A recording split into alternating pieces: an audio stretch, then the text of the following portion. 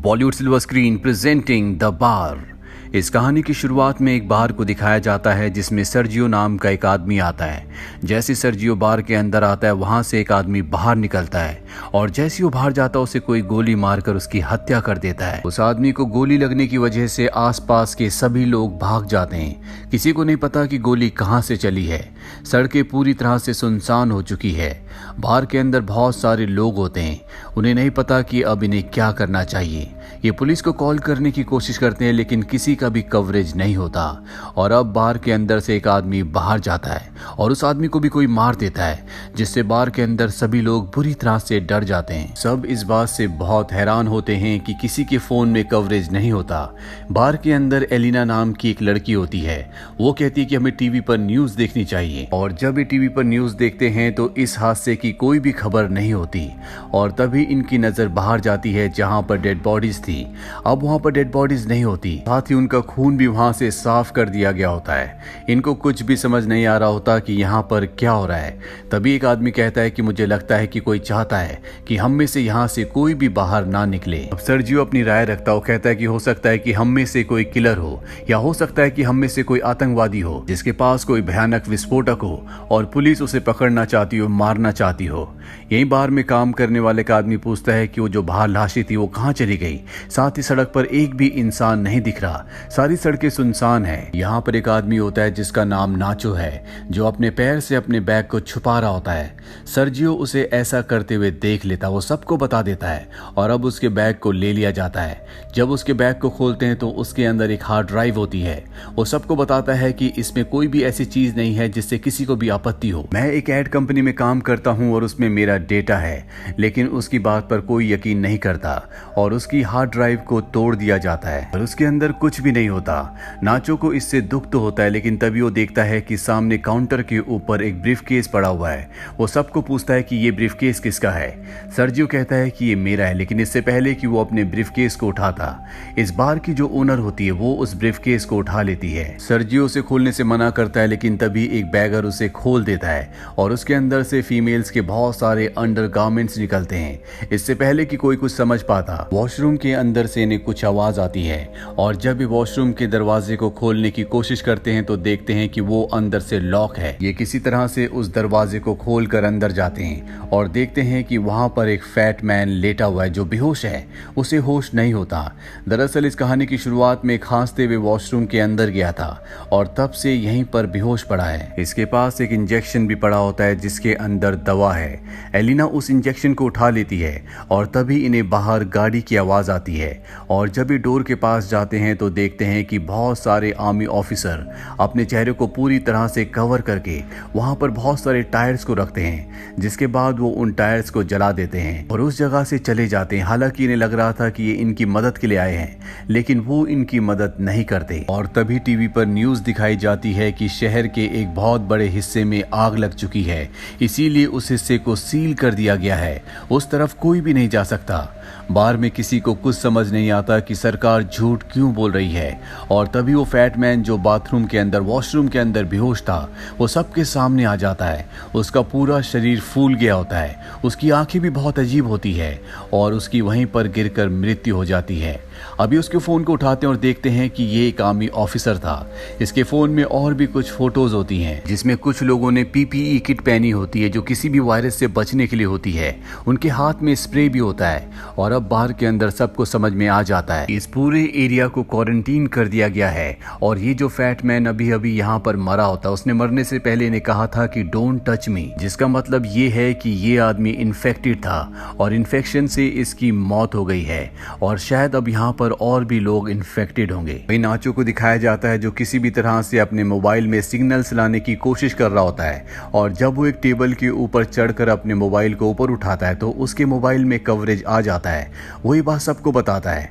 उसे कहा जाता है कि तुम किसी भी मीडिया वाले को कॉल करके सब कुछ बताओ। नाचो की एक दोस्त होती है जो मीडिया में बहुत लोगों को जानती है, वो उसे कॉल करता है लेकिन तभी यहाँ पर एक और आदमी चढ़ जाता है जिस वजह से टेबल टूट जाता है और अब यहीं पर खड़ा एक आदमी नाचो से मोबाइल फोन मांगता है लेकिन जो बार की ओनर होती है वो कहती है कि इस मोबाइल को मत छूना क्योंकि ये उस आदमी का मोबाइल है जो इन्फेक्टेड था, जिसकी यहाँ पर मौत हुई है और अगर तुमने इस मोबाइल को छुआ तो तुम भी इन्फेक्टेड हो जाओगे।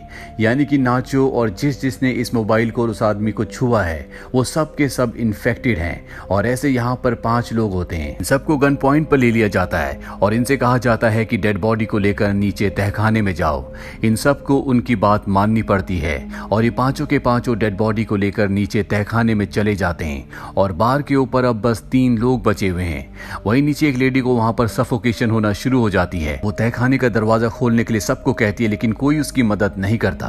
और तभी वहां पर रखी हुई कुछ बॉटल्स गिर जाती है, इसका लिक्विड एक तरफ बहना शुरू हो जाता है। और ये देखते हैं कि वहां पर ड्रेनेज है, यानी कि वहां से बाहर पानी के रास्ते निकल सकते हैं। के साथ जो बैगर होता है वो उस ढक्कन को खोल देता है और वो तय करता है कि वो ड्रेन से यहाँ से बाहर निकल जाएगा। हालांकि सब इस फेवर में नहीं होते, लेकिन बैगर को पता है कि उसके पास कोई भी रास्ता नहीं है, इसीलिए वो अपनी बॉडी में ऑयल लगाता है और उस जगह से नीचे जाने की कोशिश करता है। लेकिन वो होल इतना बड़ा नहीं होता, इसीलिए वो नीचे नहीं जा पा रहा होता। और तभी इन्हें बाहर से गोलियां चलने की आवाज आती है, जो सुनकर ये सब के सब डर जाते हैं। और अब इन्हें पता चलता है कि ऊपर धुआं भी है, यानी कि ऊपर जो 3 लोग थे, जिसमें सर्जियो बार की ओनर और एक और आदमी था, उन तीनों को मारकर किसी ने पूरे बार को आग लगा दी थी। वहीं बैगर को दिखाया जाता है जो अब भी ड्रेन होल में फंसा हुआ होता है और अब धुएं की वजह से यहाँ पर सफोकेशन हो सकती है, इसीलिए सबसे पहले ये उसे बाहर निकालते हैं। कुछ घंटे बीत जाने के बाद आग पूरी तरह से बुझ जाती है और अब तहखाने का दरवाजा जल चुका है, इसीलिए सब के सब ऊपर आते हैं। ये देखते हैं कि चारों तरफ राख के अलावा कुछ भी नहीं है। वहां पर इन्हें गन भी मिल जाती है। तो तभी ये डोर के बाहर देखते हैं कि कुछ लोग इस जगह को पूरी तरह से सील कर रहे होते हैं। ये सब के सब पूरी खामोशी से देखते रहते हैं, क्योंकि अगर किसी को पता चल गया कि यहाँ अब भी अंदर 5 लोग जिंदा हैं तो इन सबको भी मार दिया जाएगा। और तभी अंदर मोबाइल बजना शुरू हो जाता है और ये मोबाइल उसी आदमी का है जो सबसे पहले इन्फेक्टेड हुआ था, जो वॉशरूम के अंदर बेहोश था। एलिना उसकी मोबाइल को उठा लेती है और उसकी चैट पढ़ना शुरू कर देती है, जिसमें एक आदमी ने इससे पूछा होता है, क्या तुम वैक्सीन लेने के बाद ठीक हो? इस आदमी ने जवाब दिया होता है कि नहीं, मेरी तबीयत खराब है, मैं एक वॉशरूम में छुपा हुआ हूँ, तुम मेरे पास मत आना। अब एलिना पुरानी चैट पढ़ती है, जिसमें इस मरे हुए आदमी ने लिखा होता है कि मेरे पास 4 और बची हुई हैं। और अभी समझ जाते हैं कि इसके पास जो इंजेक्शन था वो वैक्सीन है। लेकिन सबके दिमाग में सवाल ये आता है कि अगर इस बीमारी की, इस वायरस की वैक्सीनेशन बन चुकी है तो इस जगह को सील क्यों किया गया, क्यों लोगों को मारा गया? और अब ये उसकी और भी चैट पढ़ना शुरू कर देते हैं, जिसमें दूसरे आदमी ने कहा होता है कि उस वैक्सीनेशन ने एक नन के ऊपर काम किया और वो पूरी तरह से ठीक हो गई। ये पढ़कर सबके सब खुश हो जाते हैं कि इनकी बॉडी के अंदर अब जो वायरस है उसकी वैक्सीनेशन है। लेकिन सबके दिमाग में एक ही सवाल होता है कि अगर इस आदमी के पास वैक्सीन थी, इसने वैक्सीन ली थी, तो ये मारा क्यों गया? और जब ये चैट पढ़ते हैं तो इन्हें पता चलता है कि 2 दिन से वो पहले से बीमार था। इसके बाद एक बार फिर से फोन रिंग होना शुरू हो जाता है, पर इससे पहले कि फोन रिसीव करते वो बैटरी लो होने की वजह से स्विच ऑफ हो जाता है। ये किसी भी तरह से फोन को दोबारा से चार्ज करना चाहते हैं। वहीं एलिना अब डिस्कस करती है कि इस आदमी ने मैसेज में कहा था कि मेरे पास 4 और है। नाचो कहता है कि हो सकता है कि इसके पास 4 और वैक्सीनेशंस हों। और अब ये सब के सब उसकी डेड बॉडी के पास नीचे तहखाने में जाते हैं, लेकिन इन्हें वहां पर कोई भी वैक्सीनेशन नहीं मिलती। जिसके बाद ये वॉशरूम में जाते हैं, जहां पर पहले से बैगर बैठा होता है, उसे वैक्सीनेशन मिल गई होती है। वो सबसे पूछता है कि हमारे पास 4 वैक्सीनेशन है, लेकिन हम 5 लोग हैं, वो कौन है जो अपना बलिदान देगा? किसी को कुछ भी समझ में नहीं आता और तभी वो बैगर एक इंजेक्शन निकाल कर अपने आप को इंजेक्ट करने लगता है। नाचो उस पर गन तान देता है, लेकिन वो फिर भी दवा अपनी बॉडी में इंजेक्ट कर देता है, जिसके बाद नाचो उसे बहुत बुरी तरह से मारता है। इन दोनों के बीच में हाथापाई होना शुरू हो जाती है। बैगर नाचो के ऊपर पूरी तरह से हावी होकर उसे घायल करके उसकी गन को छीन लेता है। इसी दौरान उसकी वैक्सीनेशन नीचे तहखाने में गिर जाती है, जहां पर पहले से एक लेडी होती है। वो वैक्सीन को उठाती है, लेकिन गलती से उससे वैक्सीन छूट जाती है और ड्रेनेज होल के अंदर चली जाती है। और अब ये चारों के चारों सोच रहे होते हैं कि कैसे वैक्सीन को वहां से निकालें। इनके बीच में एलिना ही सबसे थिन होती है। ये उससे रिक्वेस्ट करते हैं कि तुम्हें अंदर जाकर उस मेडिकेशन को लाना होगा। पहले तो मना कर देती है, लेकिन बाद में वो मान जाती है। इसके बाद उसकी बॉडी में ऑयल लगाया जाता है और उसे उस छोटे से होल के अंदर धकेला जाता है, जिससे बड़ी मुश्किल से वो नीचे गिर जाती है, जहां चारों तरफ गंदगी होती है। एलिना को वहां पर वैक्सीनेशन मिल जाती है। नाचो ऊपर से एक तार फेंकता और कहता है कि वैक्सीनेशन को इस तार पर बांध दो, पर एलिना साफ साफ मना कर देती, क्योंकि उसे पता है कि ऊपर 3 लोग हैं और अब 3 ही वैक्सीन बची हैं। इसीलिए वो सबसे कहती है कि अगर तुम्हें वैक्सीनेशन चाहिए तो तुम्हें नीचे आना होगा। जिसके बाद ये होल को बड़ा करना शुरू कर देते हैं। एलिना बाहर का रास्ता ढूंढना शुरू कर देती है। कुछ दूर जाने के बाद उसे बाहर रोशनी दिखती है। सबसे पहले वो वैक्सीन को वहीं पर छुपा देती है। इसके बाद वो ऊपर जाकर देखती है, जहां से वो ग्रिल के दूसरी तरफ देखती है कि वहां पर सिक्योरिटी है जो उनके उन 3 साथियों को जला रही है जो ऊपर बार में रह गए थे।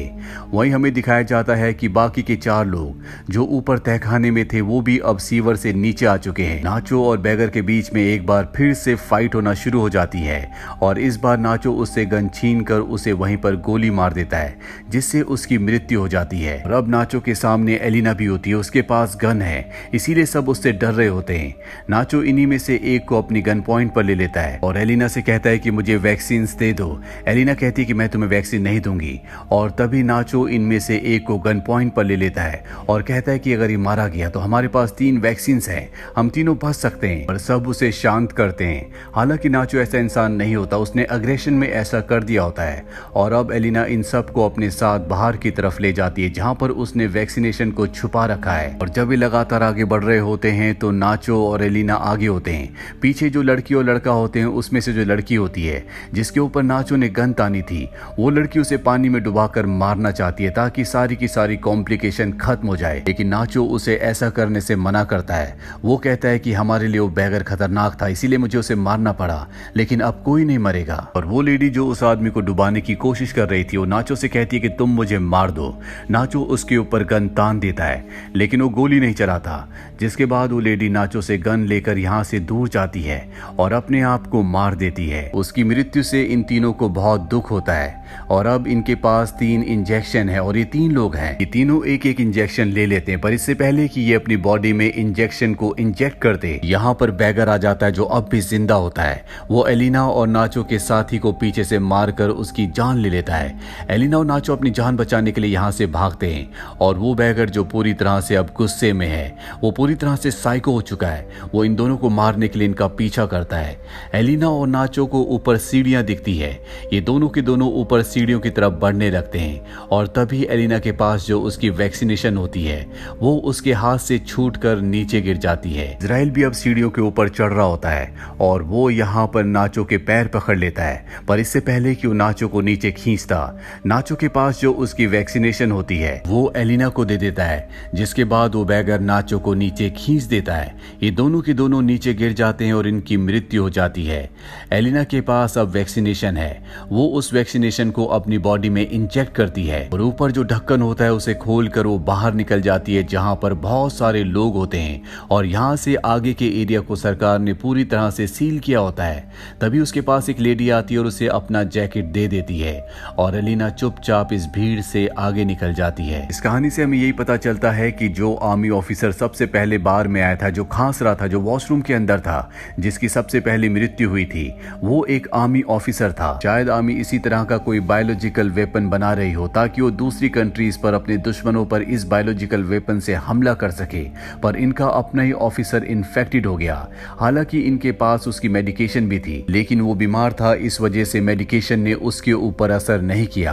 और जब आर्मी को पता चला कि वो बार के अंदर है, वो इन्फेक्टेड है, तो इस पूरे एरिया को सील कर दिया गया ताकि यहाँ से कोई भी बाहर ना निकले और उस वायरस को इसी जगह पर खत्म कर दिया जाए। हालांकि उन्हें इसके लिए कुछ लोगों को मारना भी पड़ा जो बेगुनाह थे, लेकिन कुछ लोगों के लिए वो पूरे देश को सफर नहीं करवा सकते थे, इसीलिए उन्होंने ये कदम उठाया। उम्मीद करते हैं कि ये कहानी आपको पसंद आई होगी।